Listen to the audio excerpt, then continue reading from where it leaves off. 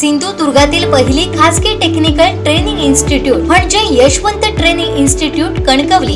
Institute मध्ये आपल्याला 6 महिने 2 महिने अशा 8 प्रकारच्या टेक्निकल कोर्सेसचं ट्रेनिंग दिलं जाणार। सर्वात महत्त्वाचं म्हणजे वरील सर्व कोर्सेसना ऍडमिशन घेण्यासाठी वयाची शिक्षणाची अट नाही।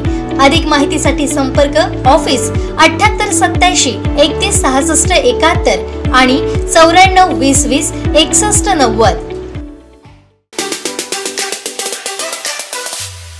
अतिवृष्टीमुळे निर्माण झालेली पूरस्थिती यामुळे कसारमध्ये बऱ्याच घरांमध्ये पाणी आलं होतं। या पाण्यामुळे बरेच संसार पाण्यात वाहून गेले आहेत, काही घरे कोसळली आहेत। अशा सर्वांना कसार ग्रामपंचायत वतीने तातडीची मदत म्हणून प्रत्येकी 10,000 रुपये देण्यात आले। या धनादेशाचे वाटप मंगळवारी कसार सरपंच राजन परब, ग्रामसेवक SP कोकरे, उपसरपंच शंकर परब तसंच ग्रामपंचायत सदस्य तृप्ती नारकर, गार्गी शिर्की, अर्चना राणे, संजय वाडकर, चिन्मय पावसकर, मिलिंद सावंत, ग्रामपंचायत कर्मचारी दत्तराम निर्गुण, प्राची राणे आणि ग्रामस्थ उपस्थित होते। ही तातडीची मदत पाहून अक्षरशः प्रत्येकाच्या डोळ्यांमध्ये पाणी तरळलं होतं।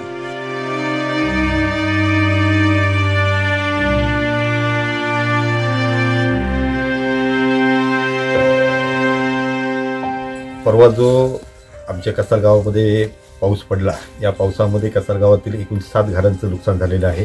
आज आपण या ठिकाणी कांदेवाडी श्रीमती महानंदा जेटे यांच्या घरी आज या ठिकाणी आलेलो आहोत। तर परवा जो पाऊस पडला, या पावसामध्ये पूर्णपणे घराचं या ठिकाणी नुकसान झालेलं आहे। घरामध्ये असणाऱ्या ज्या वस्तू आहेत जीवनावश्यक, त्या घराचंही ते वस्तूसुद्धा या ठिकाणी वाहून गेलेल्या आहेत।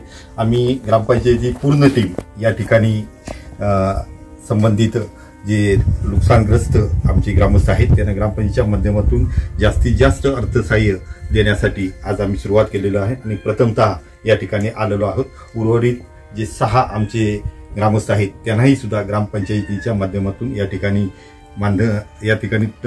तटपुंजी मदत आम्ही करणार आहोत। सिंधुदुर्ग जिल्ह्यामध्ये अतिवृष्टी झाली। या अतिवृष्टीमध्ये सगळीकडे पूरस्थिती निर्माण झाली होती।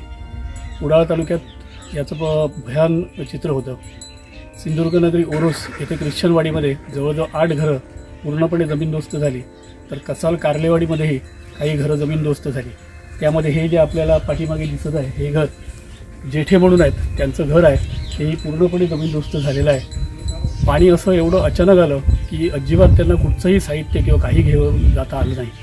आत्ता यांची व्यवस्था बाजूला नातेवाईकांकडे करण्यात आलेली आहे। मात्र मगाशी त्या आजीने त्यावेळी ग्रामपंचायतीने मदत म्हणून चेक हातात दिला, त्यावेळी तिने जो टाहो फोडला तो अक्षरशः हृदय हेलावून टाकणारा असा टाहो होता।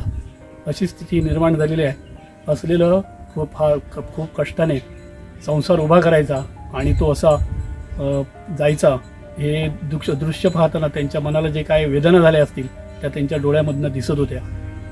कोकण 7 लाईव्हसाठी लहू म्हाडेश्वर, सिंधुदुर्ग नगरी।